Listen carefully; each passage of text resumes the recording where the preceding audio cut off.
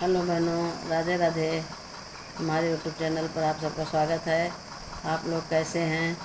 हम तो अच्छे हैं। आशा करते हैं आप लोग भी स्वस्थ होंगे, मस्त होंगे और अपने अपने कामों में व्यस्त होंगे।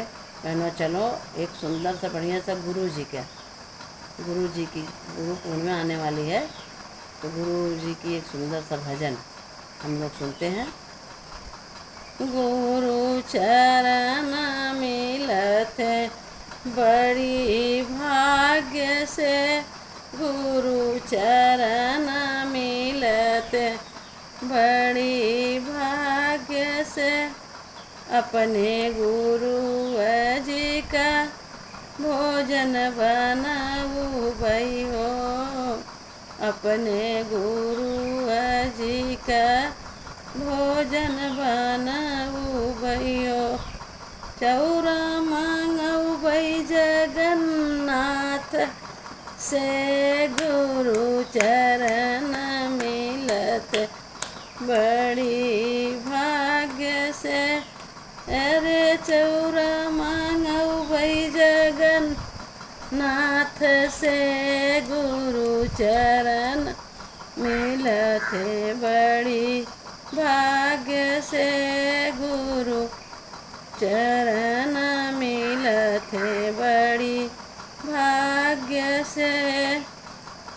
अपने गुरु जी का गड़ुला भरऊ भई हो, अपने गुरु जी का गड़ुला भरऊ भई हो। पनिया मांगऊ भई हरि द्वार से, गुरु चरण मिलत बड़ी भाग्य से, गुरु चरण मिलत बड़ी भाग्य से। अपने गुरु जी का बिरवा जोरऊ भई हो, अपने गुरु जी का बिरवा जोरऊ भई हो। पनवा मांगऊ भई काशीनाथ से, गुरु चरण मिलत बड़ी भाग्य से, गुरु चरण मिलत बड़ी भाग्य से।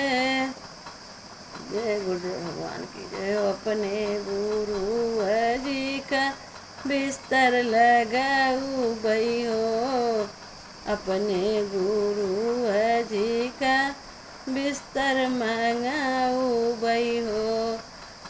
चादर मंगाऊ भई, चादर मंगाऊ भई परदेस से, गुरु चरण मिलत बड़ी भाग्य से, गुरु चरण मिलत बड़ी भाग्य से।